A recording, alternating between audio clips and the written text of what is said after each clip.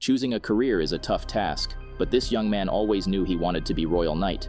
When his father refuses to support him, he sets out on a dangerous mission to prove himself. This is the kingdom of Gabalonian. It used to be the home of the bravest knights, but one day everything changed. The knights were kicked out of the kingdom and lawyers were hired to look after the matter of justice. Every day they make a new law and enforce it on the public. Many people are frustrated with this kind of life, and one of them is Justin.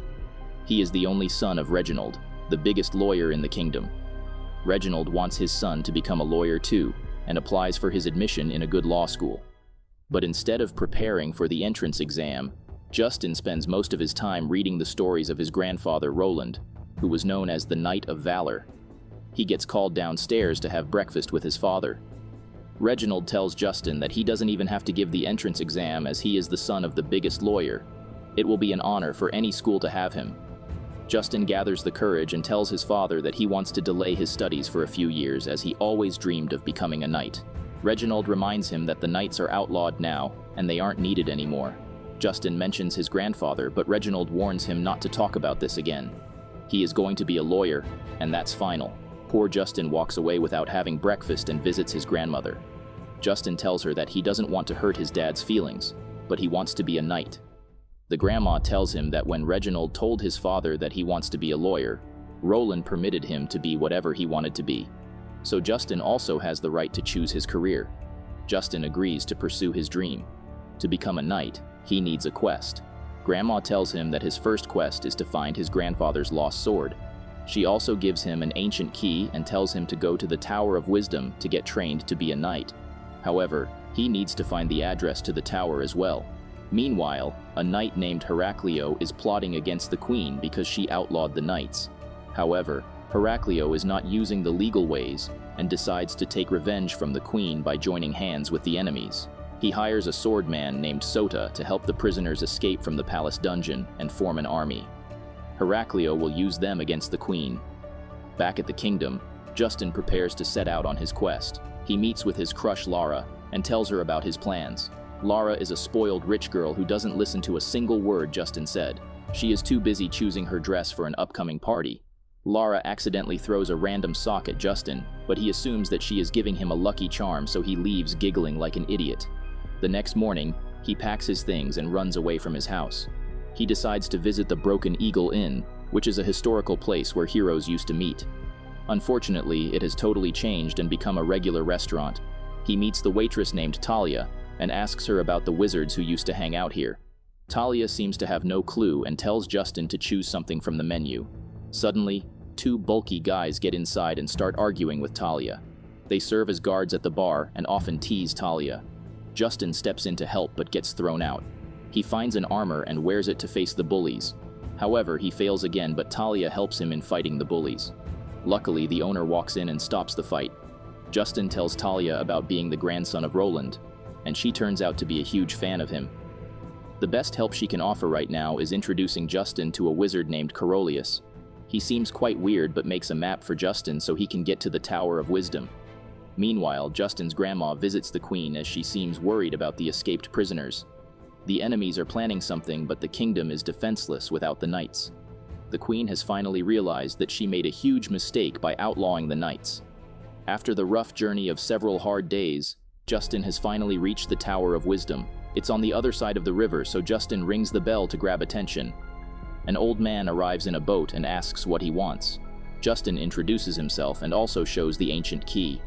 The old man is actually an experienced wizard named Legantir, who looks after the tower.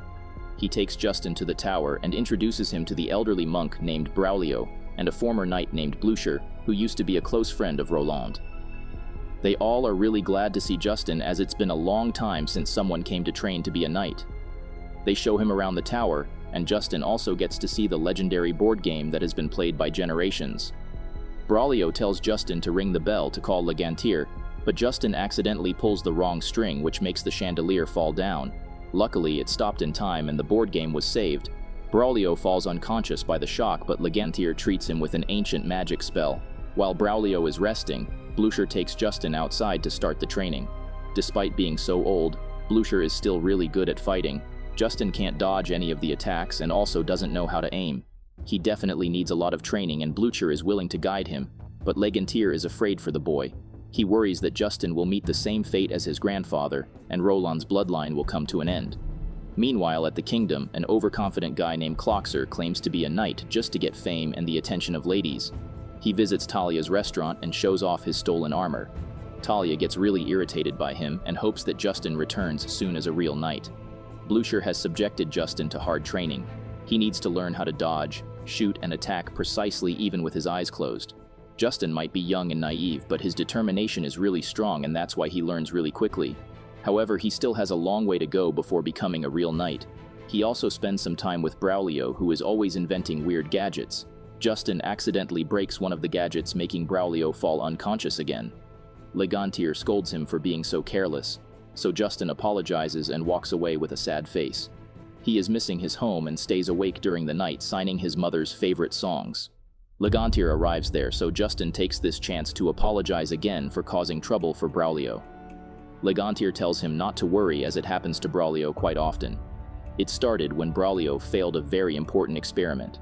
Since then, his brain doesn't work properly, and he often loses his consciousness because of small matters. There's another thing that is keeping Justin worried. He always dreamed of becoming a knight, but he never thought if he was brave enough for it or not. Legantir explains that if Justin wasn't brave, he wouldn't have dared to go against the whole kingdom to pursue his dream. This encourages Justin, and he trains even harder the next day. Legantir admires his efforts and takes him to show a special place any knight will love. It's the Hall of Heroes, where the statues of all the knights are placed to honor them. Each of them was unique and was the essence of altruism and courage. Justin recognizes all of them, but suddenly he notices an empty place. Here was the statue of Heraclio, but he no longer deserves to be here. Legantir knows the actual reason for Roland's death and retells it to Justin. It happened when the knights were guarding the Wall of Rule, but the king died in this war. The queen was left alone and heartbroken after the king's death. She felt too troubled to govern. That was the moment when Reginald suggested that they should use the law. The queen relied on him to help her rule the kingdom. But every change brings more change. Oaths and deeds invaded every part of their lives. The queen believed this would bring an end to the kind of fighting that had killed her king. So, ignoring her heart, she signed the fateful decree and outlawed knights. All of them obeyed except Heraclio. He accused the queen of being weak and the lawyers of disrupting her power. He proceeded toward the queen and Reginald with his sword, but Roland came in the way. For the first time in history, two knights of the same kingdom fought each other. Roland succeeded in defeating Heraclio and took away his sword. Roland could easily kill him, but he hesitated to kill a fellow, but Heraclio didn't, and he used Roland's sword to kill him. After knowing that Heraclio has the sword, Justin gets determined to get it back, but Legantir advises him not to hurry. Heraclio is an experienced fighter, while Justin has just started learning. He needs to train harder before avenging his grandfather's death. Meanwhile, Heraclio is teaching the escaped prisoners how to fight. He also needs a good amount of money to buy armors and weapons for his army. Sota has a plan for that. Lara's birthday party is near and her family is really wealthy. There are no knights to guard the kingdom, so Sota can easily kidnap Lara and threaten her family to pay the ransom. Heraclio gives the permission to do that, as he wants his plan to initiate as soon as possible. Legantir and Braulio are also getting the news of Heraclio's attack. The loyal knights are gone and the kingdom is undefended. No one is there to stop Heraclio, and there's not enough time to find more knights. Blucher wants to fight Heraclio, and Justin can help him, but Legantir believes he is not ready. When Blucher keeps insisting, Legantir decides to test Justin. If he fails, he must return home, as they can't put his life in danger. For this test, they choose a dragon fight. However, there's no more magical creatures in the kingdom, so Braulio brings a crocodile named Gustav, who is wearing mechanical wings which can be controlled with a remote. Justin struggles at first, but then he manages to get on the back of Gustav. He breaks the antenna so Braulio can't control it anymore. Justin succeeds in hitting the target, but now Gustav is totally out of control. He crashes on the tower and destroys several belongings of Braulio, including his legendary board game. Eventually, Justin succeeds in landing the dragon, but a lot of destruction is caused already. Braulio rushes to scold Justin, but only finds his lifeless body. Legantir performs the healing magic and makes Justin's heart bear again. Later that day, Justin stands before his teachers to hear the decision. With a heavy heart, Legantir says that Justin doesn't have the qualities to become a knight, so he should return home. Before he can leave, Blucher gives Justin a sword so he can defend himself if needed in future. Meanwhile, Reginald is scolded by his mother for stopping Justin from pursuing his dreams. Reginald must listen to his son and understand what he is thinking. Tonight is Lara's party, and Justin is definitely going to attend it. This is Reginald's chance to clear things with his son. Justin returns to the kingdom and goes to meet Talia. Though he has not become a knight, Talia admires him for trying. The guards attack them once again, but Justin defeats them with the fighting skills he learned so far. Talia helps him too, as she had gained some fighting experience from her elder brothers. She also resigns from the toxic job and gives company to Justin in this hard time. He wants to meet Lara but feels nervous, so Talia offers to accompany him to the party. The wizard Corolius also joins them. Justin was expecting that Lara would be happy to see him, but she enters the party with her partner Clorex. Everyone is admiring the couple, while Justin is left heartbroken. Suddenly, Sota and his brothers break into the party and capture Lara. Justin steps forward with his sword to protect Lara but gets hit by a dagger. The wound is small, but the knife has some poison on it, which makes Justin dizzy. Reginald arrives and grabs the sword to protect his son. Clorex also hears the noise and comes to check what's happening. From his fake armor, Sota assumes that Clorex is a knight, so he runs away in fear. Lara calls Clorex a hero for saving her, but when Clorex gets to know how rich Lara is, he kidnaps her for ransom. Meanwhile, Justin recovers and decides to become a lawyer like his father. He gets in the carriage to reach the law school but notices a crowd on his way. Talia is there too, who tells Justin that Lara is kidnapped again. Justin begs his father to let him go and prove himself. Reginald hesitates at first, but then he allows his son to be a true warrior. Talia accompanies him too, and they take help from Corolius to locate where Lara has been taken to.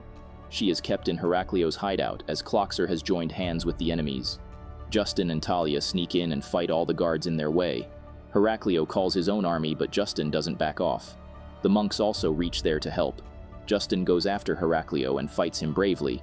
He reaches the bridge and finds his grandfather's sword. Justin uses it to defeat Heraclio, and the evil guy falls off the bridge. However, Blucher has been injured severely. Corolius needs a true knight to perform the healing spell. He takes Justin's hand and the spell works, proving that Justin is definitely a true hero. After returning to the kingdom, a huge ceremony is held to honor Justin's services. Justin declines the honor for his father's sake, but Reginald signs the new law to allow the knights in the kingdom. Afterward, Justin takes the oath to always use his power for good. On seeing his fame, Lara tries to pursue him, but Justin chooses Talia, who always supported him. The monks have built a statue of Justin and also expanded the hall, as it's the beginning of a new age for new heroes.